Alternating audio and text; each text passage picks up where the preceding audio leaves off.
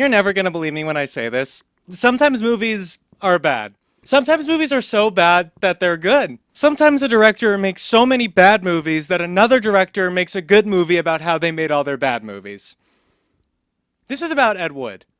Ed Wood is a 1994 Tim Burton film about Ed Wood, writer, actor, crossdresser, Angora sweater enthusiast, and filmmaker. Now, if you watch 50s sci-fi movies all day like me, then this man needs no introduction. His work is everything that there is to love about old cheesy nonsense. And if you haven't seen something by him, you've definitely seen a cartoon or comedy film parodying him. This one right here is my favorite, Plan 9 from Outer Space. Fun fact, often cited as the worst movie of all time. And it's rather ironic that Ed Wood was actually given the Golden Turkey Award for Worst Director of All Time in 1980 because it actually reignited public interest in his career, which is why it was inevitable that Hollywood would make a biopic 14 years later. Hey, why don't more people know about this movie? Not only is it Tim Burton in his prime, but it's got Johnny Depp, Bill Murray, Sarah Jessica Parker, Martin Landau, Patricia Arquette, Vincent D'Onofrio, and Jeffrey Jones. Jesus Christ, no one talks about Ed Wood, and people have the same reaction every time I tell them about it. How have I not heard about this before? Maybe because the subject material is really niche, or it's sandwiched between two way more recognizable Burton movies, I don't know. But it has therefore become my mission to preach the good word of our Lord and Savior, Ed Wood. Hence why I'm talking about it today. Now, I mentioned in my trans visibility video that this is actually one of my favorite movies, two of which also happen to have a character named Eddie for some reason. But if I had to pick a number one,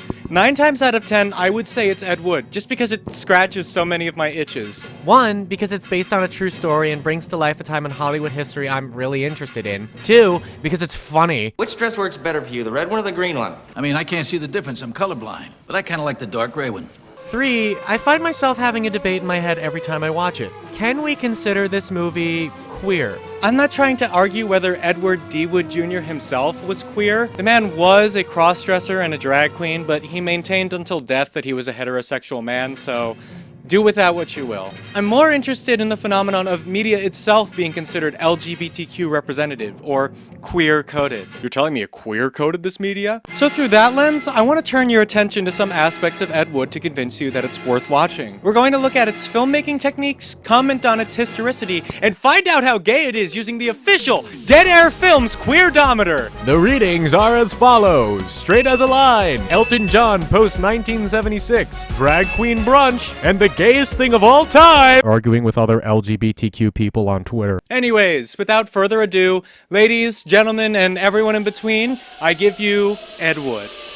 As far as historicity goes, the movie Ed Wood leaves out a good amount of his life, focusing solely on what he was doing during the 50s. From directing Glen of Glenda, to the nightmare production of Bride of the Monster, to the premiere of Plan 9 from Outer Space. They skipped the making of one of his films in particular because ew. Hey, he's a fondly remembered B-movie director. I never said he was a morally upstanding one. Glen of Glenda from 1953 is one of his most significant movies and the first one covered in the Ed Wood film. Mainly because it stars Bela Lugosi, famous for playing the OG 1931 Dracula. Moving like Dracula, we get it back in blood. But it's also very important for being a semi-biographical piece about Ed's struggle with gender perception, identity, and societal rejection. As I briefly touched on again in my trans visibility video, Wood was originally commissioned by Screen Classics to make a biopic about Christine Jorgensen, one of the first publicly out trans women in American media. Because of how widespread her story was becoming, the second the rights to use Jorgensen's likeness got too expensive, Wood decided to pivot and make the movie about himself, without informing his producer. The result was a trippy, experimental, fairy tale-esque deep dive into the mind of a cross-dressing man in the conservative 1950s. And to this day, I cannot tell if it is wildly misguided or still way ahead of its time. Either way, it was panned by critics, had a limited release, and essentially put Screen Classics out of business. Really?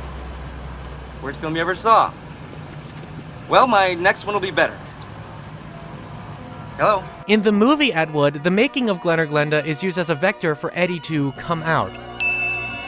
In fact, he leverages his cross-dressing tendencies to advocate that he should be the one to direct the Christine Jorgensen movie, when it was still going to be about her, that is. I know what it's like to live with a secret and worry about what people are gonna think of you.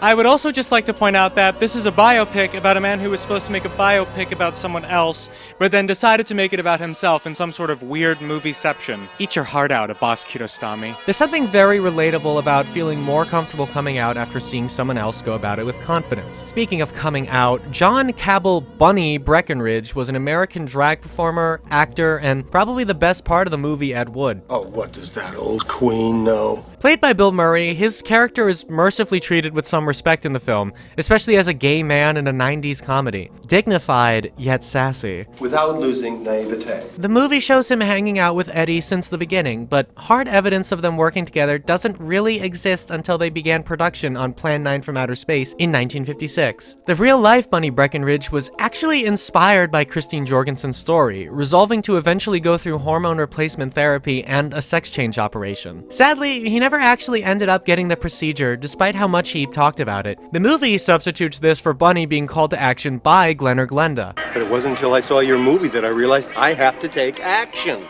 Goodbye, penis. Also, somewhat related side note, part of Bunny's real-life story was fictionalized in the Gore Vidal novel Myra Breckenridge, later made into a movie starring Raquel Welch, also considered one of the worst films of all time. Another choice that Tim Burton made that I think really brings this movie to life is how he fictionalizes these real-life people, turning them into caricatures of themselves that interact way more entertainingly than historic accuracy. Eddie and Bella are portrayed as being close friends, which may not have been far from reality, but it does sort of ignore the circumstance that brought them together. More than likely, Lugosi would not have agreed to be in any of Wood's films under normal circumstances, but the man was desperate for work. He was also heavily dependent on opiates and would pretty much take any job that would fund his addiction. His partnership with Eddie was probably a lot more transactional than it appears in the story. Lugosi was considered a has-been, and so much time had passed since his relevancy that many people thought he was dead, something that's played up for laughs in the movie itself. Isn't he dead? Well, I thought he was dead. Yes, that's right. The Bela Lugosi. He's still alive. Other celebrities who were in Ed Wood's movies include Swedish wrestler Tor Johnson, self-proclaimed psychic The Amazing Chriswell, and late-night horror movie hostess Vampira, each of whom are given way more presence in Ed Wood's life than they probably did in reality. This actually works to the film's benefit though, surrounding Eddie with a colorful cast of friends under the loose justification of "they worked together once" gives the movie a cartoony feel, sort of like you're actually watching one of Ed Wood's movies, the only difference being this one's actually good. Besides Bunny Breckenridge and Ed Wood being drag queens in the 50s, one could argue that the main cast are all queer-coded in their own way. You're telling me a queer-coded this media? Tor Johnson was never taken seriously as an actor, always typecasted as boneheaded monsters with minimal speaking parts. The same goes for Bela Lugosi, who was similarly stigmatized in the later years of his life for being one of the first celebrities to publicly enter rehab. Vampira was also a pariah in the industry, especially after her show was canceled in 1955. And lastly, Chriswell's large-scale, unrealistic predictions about the future kept him from really being taken seriously. While his career didn't suffer nearly as bad as the others, the fact that you probably didn't know who he was sort of speaks to his posthumous obscurity. Each of these people had one reason or another to be considered outcasts in Hollywood, and together they created a space where their acceptance of one another was all they needed. This was probably not how it went down in real life, but it definitely makes the story more engaging. Also, if this isn't what every queer friend group looks like, then I must not be a part of the community. Let me just... There we go! Now, if you really want to make a stretch in advocating for this movie's supposed queerness, I think the gayest thing about it is how much Tim Burton loves Ed Wood. You could say he wants Ed's wood. When you've seen this movie and the real-life ones it covers about as much as I have, you'll start to notice how much effort Burton put into paying tribute to Ed Wood's style. I already mentioned how the motley crew of characters gives it the same B-movie charm, but delving into its techniques reveals a lot more of the inspiration that Burton took. The first film professor I ever had stressed to us that, as the director, you should not be the one interpreting a character. That's the actor's job, and anything along the lines of, say the line more like this, or move like so, is considered insulting to the craft. Now obviously directors have some input in how the character turns out, but there should be a balance between director and performer in that regard. Ed Wood was the worst of both worlds, and this is shown in the film itself. He either dictated his actors' every move, or he was so hands-off you would have thought he and the performer had a restraining order. You're upset. You worked very hard helping Dr. Vornoff with this experiment. You don't want to see it fail. No, you're not that upset. In an act of pure madness, Tim Burton saw the shortcoming of Ed's filmmaking and said, "Yes, that's perfect. I will now purposefully do the exact same thing." Behind-the-scenes footage reveals Tim Burton committing the cardinal sin of emoting for his actors, even going so far as to dictate their facial expressions in certain shots. Now, this is done in specific cases, not only to match scene for scene with the real-life movies that Ed Wood made, but it sort of helps bypass the talent's professionalism, allowing an amazing performer like Johnny Depp to emote like some B-movie comic relief character. It's method acting to create authentically cheesy performances. It's kind of silly when you think about it. I mean, Ed Wood's productions were so slapdash and motivated purely by just get it done. It's kind of the reason all of his movies are so awkward and frankly cheap looking. But in order to recreate that, Tim Burton actually has to go through great efforts and even break some of his crew out of their comfort zone. I love that in some of these recreations, Burton leaves the wide shot up without cutting away, even if it was done in the actual film. In some cases, it enhances the awkward cheese factor. In others, it adds this dramatic tension, especially in Martin Landau's monologues as Bela Lugosi. More on that later though. My personal interpretation of this movie is that it's all told through Eddie's eyes. Not in an it was all a dream kind of way. The reality as it's portrayed is a construct of Eddie's mind. It would definitely explain the 50-50 historic accuracy and how it's tinted with his own sense of wonder and optimism. There is no better evidence for this than all of the scenes where he's mouthing along with the dialogue he's written. From one of the first shots of him watching a stage play he wrote to the end at the premiere of his most famous movie, Eddie is almost always shown miming along to the scenes he's created. Kinda like a shadow puppet. There's no latency too, as if he's rehearsed them thousands of times in his head before they were ever put to paper. This is because Johnny Depp is an incredible actor, and he actually did spend a lot of time rehearsing, but I think visually this represents Eddie's perception of his own work. He had a lot of creative control over his movies. Some would say too much, and that's what made them bad. But like him or hate him, these are Eddie's films exactly the way he wanted them. And that's something you cannot deny him, his passion. Eddie's ethos is one of hope, which only makes him being the character foil to Bela Lugosi that much more heart-wrenching. There is a great contrast at the core of this movie, and that is between Bela Lugosi and Ed Wood. To put it in the simplest terms, Eddie is someone who never gave up on their dreams, while Bela, unfortunately, did. Burton sort of exaggerates a minor Hollywood beef that existed between Lugosi and the man who played the OG Frankenstein, Boris Karloff. It starts with one of Eddie's crew members asking Lugosi for an autograph. You know which movie of yours I love, Mr. Lugosi? The Invisible Ray. You were great as Karloff's sidekick. In response, Bela calmly says, F you! It's a popular bit of trivia in the horror movie fandom that Bela Lugosi was offered to play Frankenstein after the success of Dracula, but he turned it down because he didn't want makeup and prosthetics covering his face in a role, believing his looks to be the main appeal of his performances. Later in the film, when they're shooting Bride of the Monster, the crew catches Bela in a moment of clarity, openly regretting that he never took the role for Frankenstein. After I did Dracula, the studio offered me Frankenstein, but I turned it down. The part wasn't sexy enough. Too degrading for a big star like me. This melancholic aspect of his character permeates his entire time on screen, even in his more lighthearted and funny moments. And Martin Landau really gave this performance his all. Watching the behind-the-scenes footage and interviews with him, Landau wanted more than anything to get Bela Lugosi right. He knew that with a character as flanderized and as impersonated as Dracula, it would have been very easy to just slip on the Hungarian accent and go, "Bartender, another Bloody Mary, please. Get it?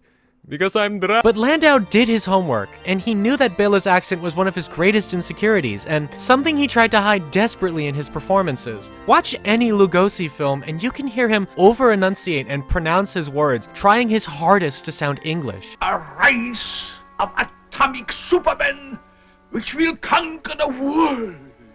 With his careful attention to detail and his honest respect for Bela Lugosi, Martin Landau saved this from being a goofy, insulting, and frankly xenophobic portrayal of the man who played Dracula. If the Blu-ray extras and interviews are to be believed, after seeing Landau's performance, Hungarian director Peter Medek called him up saying, "Martin, it's the best Hungarian I've seen outside of Budapest." And I said, "Thank you." He said, "Because you are not an actor trying to do a Hungarian accent, you're a character trying not to. which is exactly what I did. I also feel like I have to acknowledge Rick Baker's contribution to this performance. He utilized the same philosophy as Landau did when it came to his makeup. Careful not to overdo it. You also have to give him props for understanding how to get the colors right so that they show up distinctly on monochrome film, something he was very good at, it seems. They both sought to humanize Lugosi, which is why Baker and Landau won the Academy Award for Best Makeup and Best Supporting Actor, respectively. Yeah, that's right, an award-winning Tim Burton and Johnny Depp movie, and you've probably never heard of it. How does it feel to be cheated by pop culture? But that's what I really wanted to get at, the emotional core of this movie. Spoiler alerts, by the way, skip to this time if you want to avoid that. It's not really a plot spoiler, because it's based on history and you can just kind of guess what happens, but it is a very important shift in the movie's trajectory that I don't want to ruin for anyone. I'm just going to give you a few seconds, this isn't a watch. Alright, let's go. So, Lugosi dies. I really hope that's not a spoiler. Everyone in this movie's dead right now. You all understand the passage of time, right? The way that he dies in the film is so artful and poetic, how it's not even spoken aloud. You just see Eddie and the phone and silence. Even though it's foreshadowed in the beginning and you know it happens, it comes as a shock, right after a triumphant moment for him as well. I always find myself tearing up when the soundtrack interpolates Tchaikovsky's Swan Lake, the piece that was used for the intro in the original 1931 Dracula. I can feel Eddie's sadness as he watches over the last footage he ever shot of Bela, unable to truly let go just yet. This man was his inspiration, and now he's gone.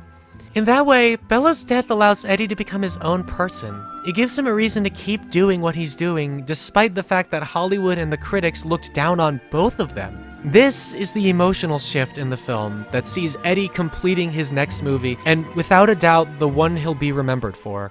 I just want to say that this film is for Bella. You know how I just told all those people to skip ahead in the video if they didn't want the movie spoiled for them? Let's play a huge prank on them. I'm gonna pretend to be talking about something completely out of left field, no one mention it in the comments or anything, okay? And that's why I have irrefutable proof that James Cameron was responsible for 9/11. So the last movie covered in this biopic, and my personal favorite, is Plan 9 from Outer Space. Originally conceived as grave robbers from outer space, the funding came from Ed's landlord, J. Edward Reynolds, a Baptist church leader who had aspirations of proselytizing through film. They cut a deal in which Reynolds would give Wood money to make Plan 9, and then use the inevitable commercial success to fund a movie about the famous evangelical minister Billy Sunday. However, in Ed Wood, this is changed to A series of uplifting religious films about the apostles. Wow, 12 movies, one an origin story for each apostle. What is a 13th movie going to be them teaming up to fight the devil? Satan tries to threaten them. I have an army of demons. And Jesus is just like, we have a Saint Peter. I don't think I have to tell you that there was no commercial success to speak of, and the signs that pointed to the movie being a flop were there from the beginning. The movie shows Ed and his backers having frequent creative clashes. Sometimes their concerns are valid and make light of a mistake that was actually left in the film. That cardboard headstone tipped over. This graveyard is obviously phony. Nobody will ever notice that.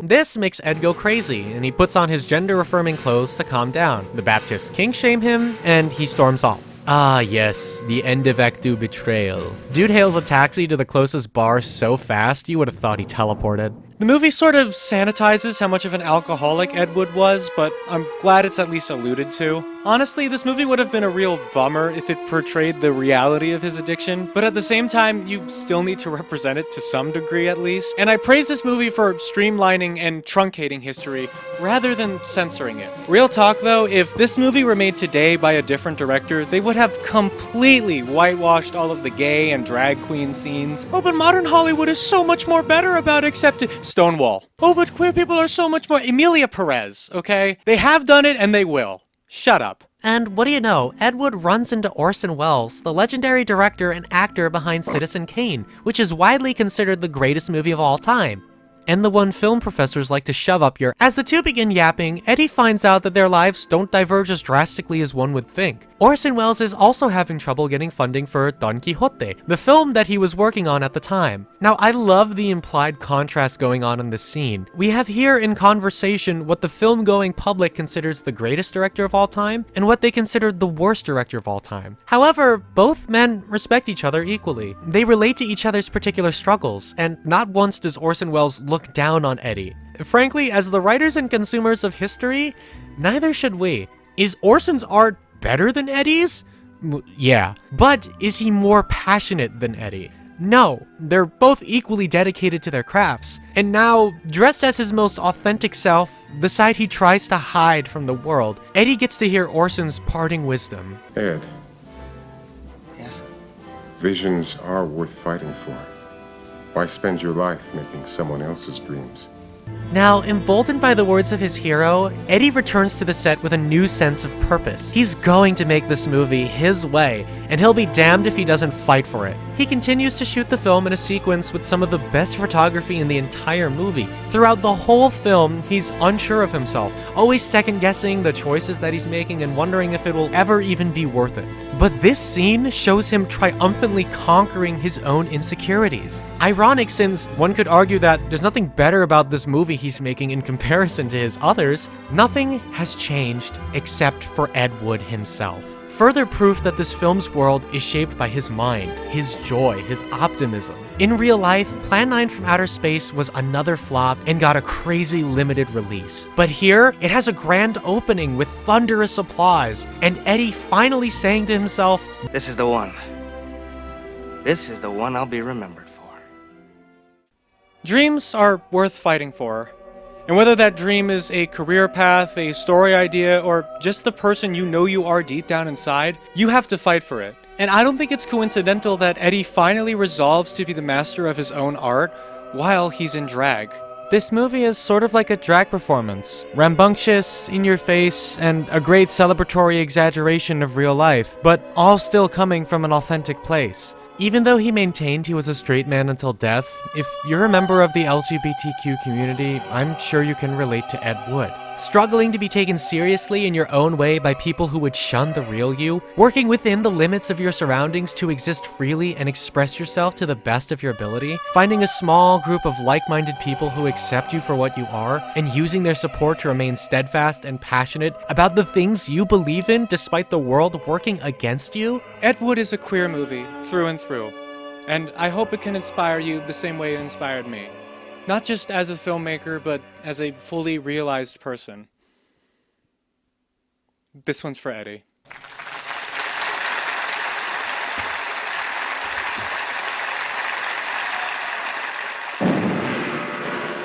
Hi everyone, happy Pride Month. We'll see if I'm on time this year. I just wanted to come in right here at the end and say thanks for watching. I've been wanting to talk about this movie since I started my channel, so I'm really glad I finally got to give it a whole video. Unfortunately, there was so much I had to leave out, and I am sweating it's the middle of June. But yes, please, if you're new, hit subscribe. If you like the video, give it a like. Leave a comment. Leave several comments. Give me hella hate. No, but seriously, I do read a lot of your comments. I love discussing film with all of you. You guys are nerds. I'm a nerd. Let's nerd out together. All right, all that being said, see you guys next time.